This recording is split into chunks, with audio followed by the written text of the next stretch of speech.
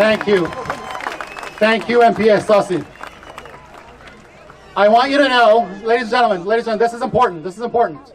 I want you to know that we invited the leaders of all three major political parties to this rally today. We are a nonpartisan group. The leader of the NDP could not be here today, Mr. Singh. He sent his regrets. His office said that he's trying to attend an Iran rally in Vancouver. So if he does so, thank you very much, Mr. Singh. We extended an invitation to Prime Minister Trudeau and Foreign Minister Melanie Joly, and they did not respond. They didn't even acknowledge our repeated invitations. Ladies and gentlemen, don't let anybody take your vote for granted to come to your Nowruz parties, make promises, and walk away. Keep that in mind. So now I want to invite to speak a politician who's spoken strongly in defense of the protesters, who has continuously pushed the federal government, including just a day or two ago in the House of Commons, to list the IRGC as a terror group. I first want to congratulate him on his recent election as the leader of the Conservative Party of Canada. And second, I want to sincerely thank him for entirely rearranging his weekend just so he could come to Toronto for this event. Please join me in welcoming the Honourable Pierre Poilievre.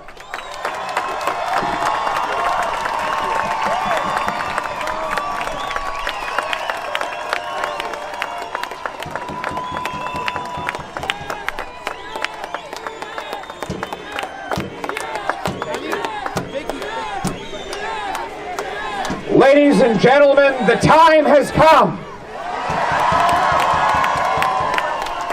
The time has come for all of us friends of freedom to gather around, because the time has gone for too long. Too long we have allowed the tyrants in Tehran to terrorize the people, to steal their rights, to engage in extrajudicial arrests and disappearances, to crush protests of courageous young people, and to target women and take away their rights. The time has come. The time has come for Canadians and for people of all the world who stand for freedom against tyranny to rally to free Iran and to pursue a new democratic government in that country.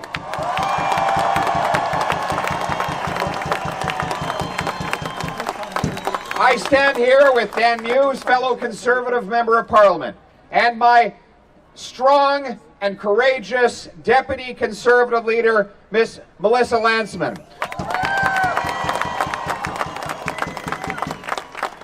Also with us is Tiran Soroya as well.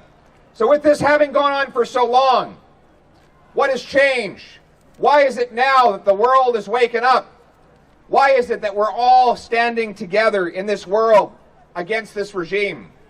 Two words: Mahsa Amini.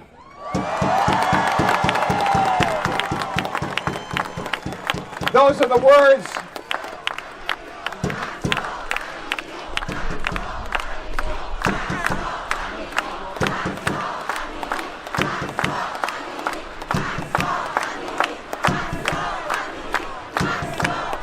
These are the words that were unknown, that were anonymous, and now they echo all around the world. A young woman, just 22 years old, her whole life ahead of her, has lost her life, but in a sense, she lives on in this world as she inspires countless people to stand up for the freedom of young women like her and to say never again will we allow this to happen, and to stand for a change in the government in Iran so that this terrorism and this tyranny comes to a permanent end. Unfortunately, words will not do it. We need actions. Our government in Canada has fallen short, has been weak, and has failed to stand up to the tyrants in Tehran. And so I'm going to replace words with deeds, and I want to make this commitment on behalf of my Conservative Party and my future Conservative government. And it is this: our government will list the IRGC as a banned terrorist organization in Canada.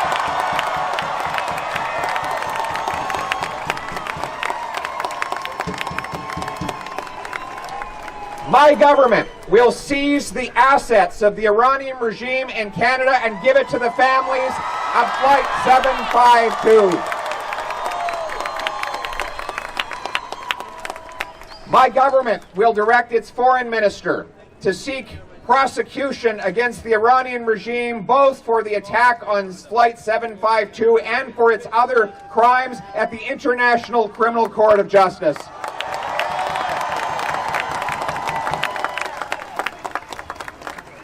We will impose Magnitsky sanctions, and they will not be narrow or targeted just at a small number. They will be broad, sweeping, and they will cripple the regime and help bring it down for the future.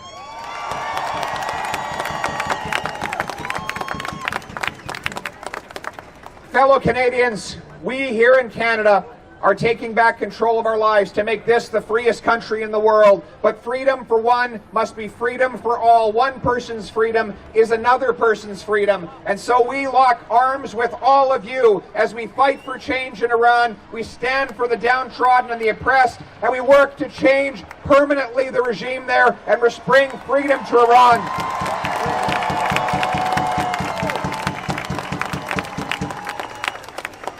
Join with us. Go to my website, conservative.ca/free Iran. Sign my petition today. I pledge to you to bring overbearing pressure on the floor of the House of Commons so that our government finally wakes up and the world finally wakes up and stands for freedom and justice everywhere. Thank you very much.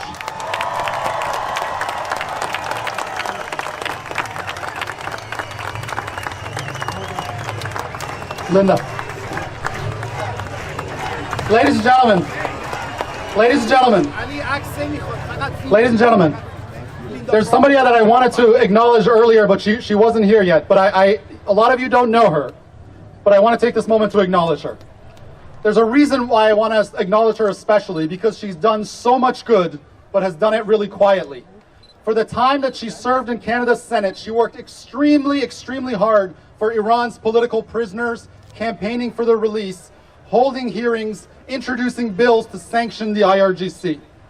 And for this, for saying that the Islamic Republic is a malign force in the world, some despicable organizations in our community, some Congress something or other, I'm not even going to name them, they subjected her, yeah, shame indeed, shame indeed.